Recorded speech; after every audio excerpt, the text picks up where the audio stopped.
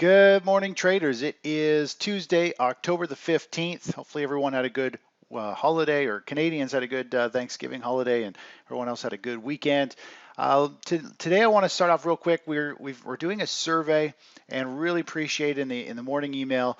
You'll see a link to the survey. It'll take you about 5 or 7 minutes. It's 20 questions, and the whole point here is we want to know what you value, what you like, dislike, what you need, what you want more of, and we want to make sure we cater this newsletter and future newsletters to fit all your needs. We've got lots of different options, really simple survey to fill out, but it's really valuable so we can actually give you what you want and really make this the best newsletter out there.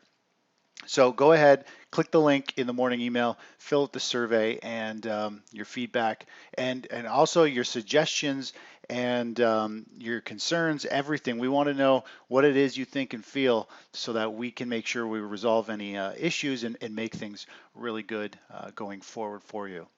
Now, let's take a look at the charts today. I'm going to move and show you some cycle analysis of all the major markets, and we'll get back into a little more cycle analysis into things. But let's just look at the 30-minute chart here. This is the SP500 regular trading hours chart. We've gone from green bars, from these oversold panic sell-off levels where we see our panic selling indicator spike. And more or less, the market is kind of in this really choppy market condition in terms of, if we were to zoom out here, you can see the market's gone from green bars, and then over here it changed to orange, and then went into a red, and then here it changed to orange, went to a green, and back to orange over here, and then back to green.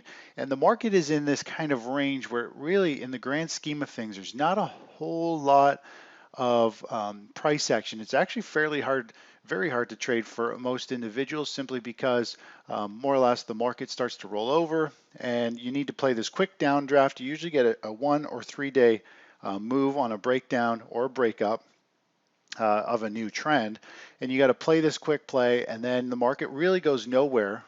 It didn't go anywhere for a month, oscillated, and then it turned to an uptrend, and we saw a nice more or less 3-4 day pop to the upside as the trend flipped. And then the market just rolled over and it did the same thing, sold off for 2 days.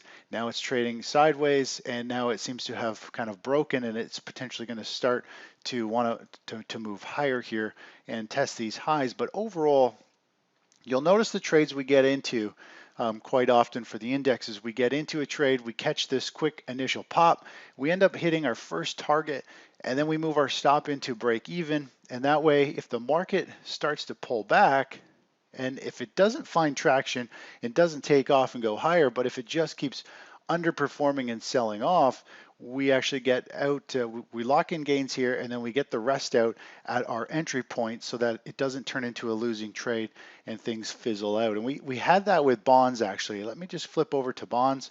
We did this with TLT, and let me just zoom into TLT here. If you look at the chart pattern, we got long into TLT as the trend changed. We went, whoops, wrong tool. We got long. Geez, here we go. We got long, we got out, I think it was right over here, and we got it right out with our first target at the top, and then we moved our stop to break even, and then the market just kind of rolled over, and instead of it finding traction and continuing to go higher, it just continued to get into an oversold territory. Momentum shifted to the downside, and we started to see some big bouts of selling, and instead we got stopped out. The trade ended up being a small profit. If the trend continued, we would have done really, really well, but we've got to protect our positions when the market rolls over. We don't want to be holding it when momentum shifts to the downside. We could be looking for new entry points at some of these levels here, but we're not looking to hold a winner down below our entry point. And this is the whole reason why we've got to be very diligent with our stops and a first target area in the market. And a lot of times these target areas actually coincide with previous gaps or previous prices in the market, which this high did, and that was the reason why we also had our stop up here. It was a measured move, it was a previous resistance level, and we wanted to make sure this is the first level that bonds are going to hit resistance and potentially roll over, and we want to make sure we get out some of our position there, because if it does roll over, we need to make sure we protect our position. So let's just go back to the SP500 real quick. Overall, looking at the chart pattern here over the last couple of sessions, I'll just zoom out a bit. We do have a little bit of a bear flag forming in terms of a strong move to the downside with some selling. It's forming this little bear flag. It's trading at the upper end of this range this morning, up just a little bit. Overall, this pattern looks like it could have another drop down. And of course, we've got a gap window in here. Gaps tend to get filled. This looks like a little bear flag. Hopefully we'll see that come down and get filled, and we could end up getting an entry long into the SP500. Overall, the way things are moving, we may look for a short-term oversold market condition, this green hashtag. That's when we're looking when the market dips into an oversold territory.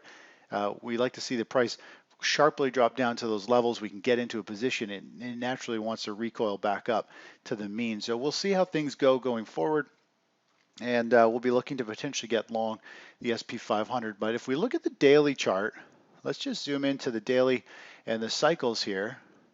If we look at the daily chart, so the blue here is our cycles, the purple is our forecasted where all of our cycles are moving. And you can see here, it looks like the market could potentially be rolling over to have a breakdown. And let's just zoom back a little bit here. Overall, we're going to have a bunch of different key resistance areas on this chart. More or less, we've got these pivot lows across here. This is a fairly significant level where the market rallied up, sold down, hit this level several times right here, bounced off it, came back down, hit this twice. Now we're bouncing back up, and this market could start to stall out. It could be really tough to trade in here. We might see trends flip and flop a few times over the next couple weeks. I'm not a big fan of trends flipping and flopping. Usually you take some losses if there's not enough follow through on each trend reversal.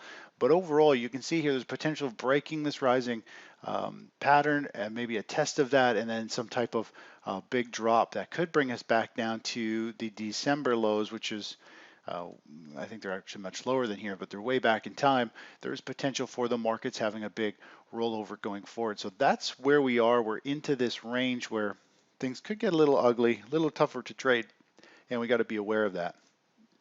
Now let's go take a look over at, let's pull up bonds, the daily chart of bonds.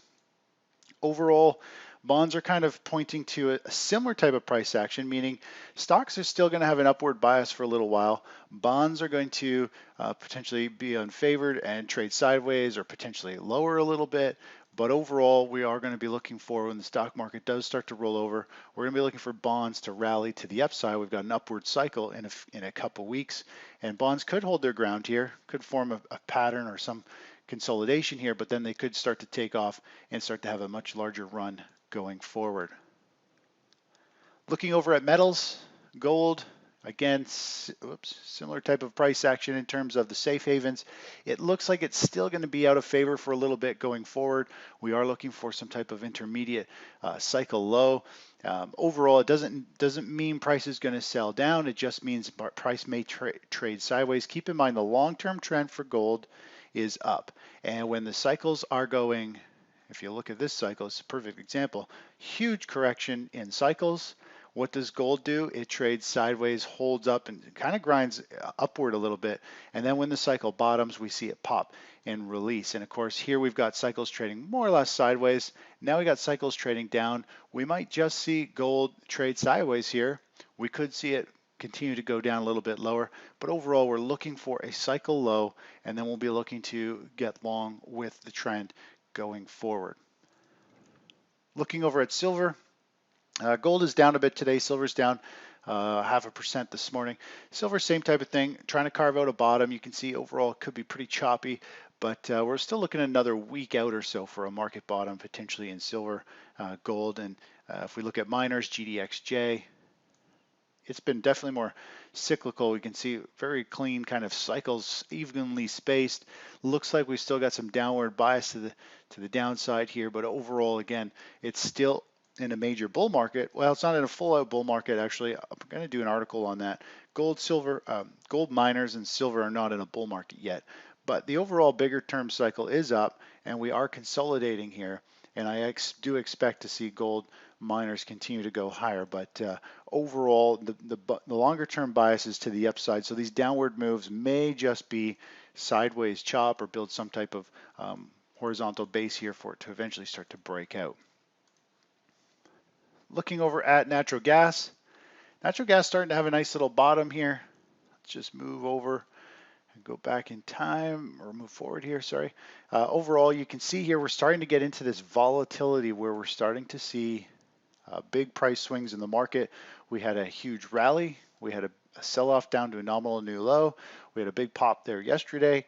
Overall, the market is showing the signs that it is trying to put in some type of bottom, and more or less we're going to have a falling trend line somewhere across, oops, not there, across these highs. We can look at these previous highs. We're going to have a high across here, high across here. So it could start to carve out some type of bottom down here, and we'll see if we get a setup in a pattern where we start to break out and we want to get long for a move higher. Very similar to what we saw over here where market gets oversold, you push up, you make a new low, you start to get volatile, and then it starts to set up some bullish patterns, starts to break out of these pivot lows and with a bull flag, and we caught this run here, and that's what we're looking for eventually here, is for the market to carve out a bottom and then for us to get in for a quick move to the upside. And the cycle is moving to the upside. We have different cycles for this. The other one is just starting to get to a lower range. So overall, we're looking for a buy point in natural gas here really soon. Going over to crude oil. Crude oil is flat on the session, was down sharply this morning. It's recovered back again. Just to give you a quick view of this morning's move here, big, sharp, heavy volume drop this morning, and then it's reversed and started to rally back up. I haven't been a fan of crude oil, as you know, for several weeks here, actually, probably a month and a half. I didn't like any of this price action. I don't like trading stuff when it gets really heavy into the news and starts to have randomness in it. You never know what kind of news could affect it. Overall, it looks like it's trying to carve out a bottom here, but overall, it is trading at support, and it's still in this sideways chop with all kinds of mixed signals. I'm just not a huge fan of crude at this point. Anyways, that's it for this morning. I'll talk to you in a little bit.